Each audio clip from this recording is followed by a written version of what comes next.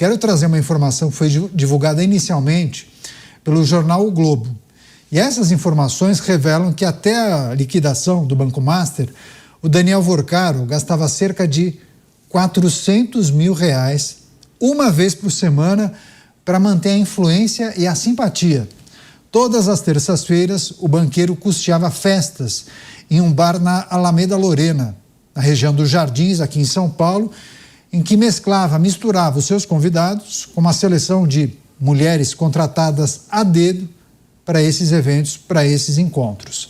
Um dos convidados relatou ao jornal que, em alguns desses episódios, Vorcaro não frequentava o local, mas fazia questão de bancar os gastos com comidas e bebidas. Somente coisa de primeira, afinal, imagina só, uma conta de R$400 mil por semana nesses encontros no bar na Alameda Lorena. Bem, deixa eu começar com o Mota, porque Mota, desde quando estourou o caso do Banco Master, o escândalo de má gestão do Banco Master, toda semana vem à tona essas informações que indicam a extravagância na vida de Daniel Vorcaro, ou a adoção de métodos pouco ortodoxos para fechar negócios, para estar próximo de pessoas poderosas e para, de alguma maneira, exercer a sua influência.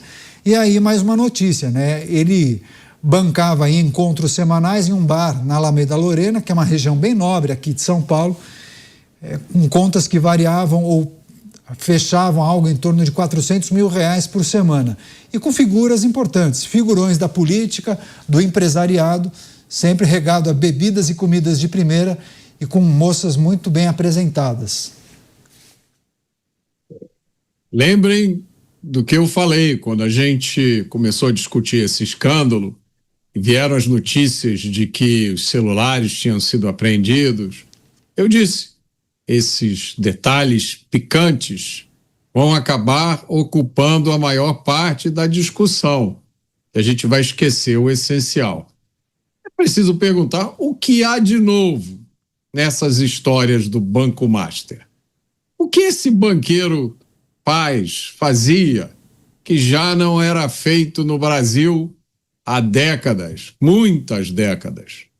Ele provavelmente não inventou nada, ele não desenvolveu nenhuma tecnologia nova. O mérito dele, se é que a gente pode chamar de mérito, estava só na ousadia e na produtividade. Ele chegou onde antes talvez nenhum outro banqueiro tivesse chegado. E foi rápido, né? Em poucos anos ele se tornou um dos festeiros preferidos da República, conseguiu colocar muitas figuras importantes no bolso. E segundo esses rumores, além do bolso, em outros lugares menos apropriados. Esse é um escândalo, Caniato, com potencial de revolução. Pois é, certa vez o Bruno Musa fez uma comparação entre empresários, banqueiros de ofício e o estilo pitoresco de Daniel Vorcaro tocar o seu dia a dia. Os banqueiros dos principais bancos têm uma postura muito mais discreta, né, Bruno Musa? Não adotam desse tipo de expediente para fechar negócios ou estar próximo de pessoas. Queria que você trouxesse um pouco dessa percepção e qual lhe parece a estratégia de Daniel Vorcaro, qual era a estratégia de Daniel Vorcaro ao promover esses encontros em que ele tinha de desembolsar R$400 mil em uma semana com essas festinhas para esses convidados especiais. Veja, fica muito claro que tudo é um castelo de cartas, como acabou ruindo do dia para a noite. É claro que todos os principais banqueiros podem ter esse tipo de vida que ele levava. Não é questão de poder ou não poder, é questão de faz sentido? Faz sentido você mandar asfaltar uma rua para chegar na festa de aniversário da tua filha de 15 anos e gastar 15 milhões com isso? Tem algum tipo de lógica? Você trazer garotas de programa lá da Dinamarca, da Suécia, tem algum tipo de sentido esse tipo? Comprar uma casa de 300 milhões, comprar outra de 300 e pouco, é que não, nada faz sentido dentro dessa história se fosse uma história real de um banqueiro construindo um banco de fato sólido que perdurasse ao longo do tempo. O que nós víamos é que é um castelo de carta, e nesse castelo de carta você precisa comprar grande parte da República para que isso dure um tempo maior do que efetivamente... Não, perfeito. Interromper, porque eu preciso me despedir de parte da rede que ficará agora com a sua programação local. Agora o Bruno Musa vai retomar essa análise, fez uma boa introdução mencionando se isso faz sentido para os empresários já consolidados, por exemplo, no segmento financeiro. Pega daí, Musa, fica à vontade, por favor. É que uma coisa é você poder, outra coisa é você parece que quer ostentar. Nada disso faz sentido. Você comprar apartamentos de 15, 20 milhões para uma garota de programa, para outra, para uma namorada. Ou seja, é tudo muito fora da realidade como um todo. Não significa que é fora da realidade financeira de todo mundo. Pode, não tem problema. Mas ficou muito claro que, desde a forma como era feita a captação, desde o montante que era pago pela distribuição, desde absolutamente toda essa cadeia produtiva, ela é sustentada em cima de um castelo de cartas. E, para isso, ele precisava comprar peças-chave dentro de um país para que o sistema pudesse continuar operando o próprio banco dele, que, no fundo, dependia de novos aportes para conseguir sobreviver. Caso contrário, o que a gente viu, ele tinha patrimônio líquido negativo. Se as pessoas começassem a sacar o dinheiro, tudo caía, como de fato caiu.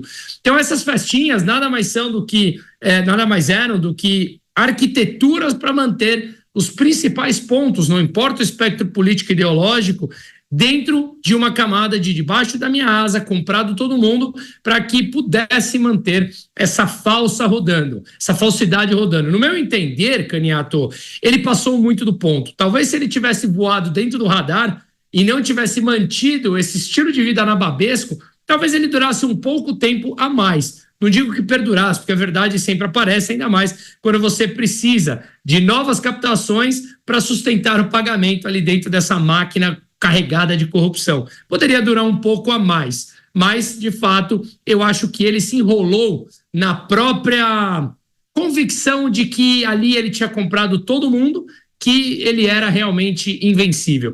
Um pouco do que as principais cabeças da República Brasileira também acham. Pois é, achei muito interessante, viu, Dávila, uma manifestação de uma mulher, eu acho que é Jéssica. Jéssica escreveu o seguinte: muito generoso, mas uma generosidade bancada pelo Fundo Garantidor de Crédito. Enfim, quais aspectos desse tipo de estratégia adotada por Vorcaro lhe chamam a atenção? Enfim, agora, naturalmente, a gente irá acompanhar o avanço de várias investigações, mas esse tipo de informação, você acha, como disse o Mota, tira o foco do que é mais importante, dos nomes provavelmente que viriam à tona? A gente vai receber a rede em 1 minuto e... Só confirma para mim, a nossa sonoplastia, em 1 minuto, Davi. Então, faz uma introdução de 50 segundos, por favor. Tira o foco do que é importante, o Mota tem razão, mas, por outro lado, reflete o que é esse Estado que foi capturado por corporações. Hoje, Caniato, o importante não é você ser bom de negócio, ter uma ideia inovadora, empreendedor, é capturar o Estado brasileiro. Ali estão todos os grandes negócios, as vantagens, os precatórios que podem se transformar em CDB que paga 140%, esta mágica de transformar precatório em dinheiro, poder oferecer CDB acima do preço do mercado, esta é a mágica ilusionista de Vorcaro, que não durou muito tempo. Mas o problema é que deixou um enorme rastro de prejuízo, mais de 50 bilhões de reais que serão custeados pelo Fundo Garantidor. Pois é, vou receber a Rede Jovem Pan, todos agora conectados em Os Pingos nos Is, a notícia em destaque. Os nossos comentaristas estão debruçados analisando uma notícia que saiu ontem no jornal o Globo, indicando festas e encontros que eram promovidos por Daniel Vorcaro. Isso acontecia durante a semana na Alameda Lorena, um bar na Alameda Lorena, que fica no bairro do Jardim Paulista, região dos Jardins, aqui em São Paulo, uma região nobre, com vários restaurantes, bares muito legais, enfim, caros. E aí, segundo a informação, cerca de 40 convidados participavam desses encontros, empresários, amigos, figuras importantes, políticos. E ele também contratava modelos, manequins, mulheres bonitas para participar desses encontros. Só que eram encontros bem custosos, né? Assim, comida e bebida de primeira, não tinha miséria. A conta girava em torno de R$400 mil, né? Para bancar o espaço, né? A comida, a bebida, o cachê das moças. E aí há um entendimento de que ele se utilizava desse tipo de expediente, né? Desse encontro, para exercer sua influência, fechar negócios, estar próximo de pessoas importantes, conseguir uma informação ou enviar um recado para alguém, enfim. E aí há uma análise muito importante dos nossos comentaristas, cada um destacando algum tipo de aspecto em relação a essa estratégia, essa maneira como ele conduzia os seus negócios, muito diferente, por exemplo, dos principais banqueiros. A Mota trouxe também um apontamento. Bom, isso acaba tirando o foco daquilo que é mais importante, mais relevante. Mota, claro que tem um aspecto curioso, né, do espectador, do leitor, daquele cara que está no site, ele vai e clica na informação, porque virou uma espécie de uma novela, né, um reality show. Agora, isso vai ficar realmente sério quando as investigações avançarem, entenderem exatamente qual era o esquema e quais figuras, inclusive da República, né, das instituições brasileiras, participaram em alguma medida desse negócio, desse esquema de corrupção, não é? Sim, eu acho que parte dessa informação vai acabar sendo de conhecimento público. A gente nunca vai saber se é toda a informação ou se é apenas a parte que interessou a algumas pessoas que chegue ao conhecimento público. Porque, meus amigos, a gente precisa se perguntar, com esse escândalo atingindo tantas cabeças coroadas, como é que ele está sendo tratado assim de forma tão aberta? Obviamente, não chegou a todas as cabeças coroadas e não chegou a todas da forma que deveria ter chegado. A gente já discutiu aqui como é possível que o sistema bancário tenha tolerado a existência disso.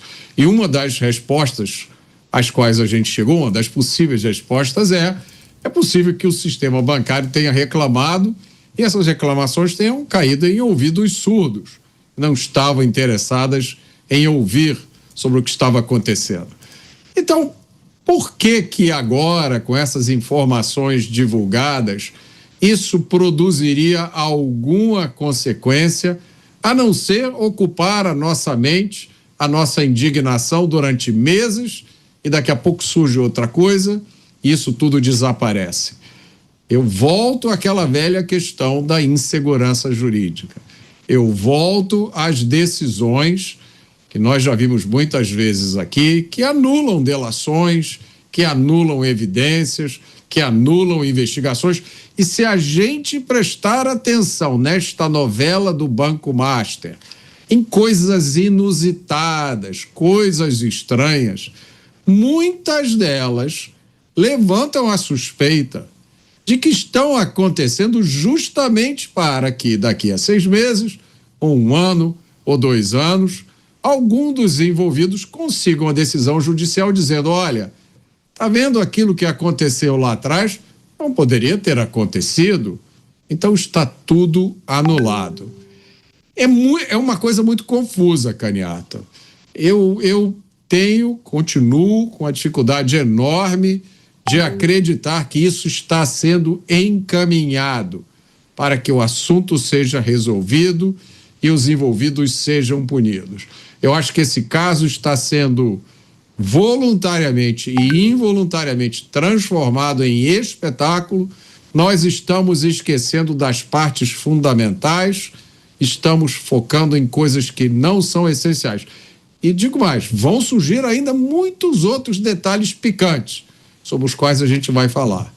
Agora, o teste verdadeiro é daqui a 2 anos. Aqui no Pingos nos Is, nós vamos, talvez, coloca aí uma marca no calendário, Caniato.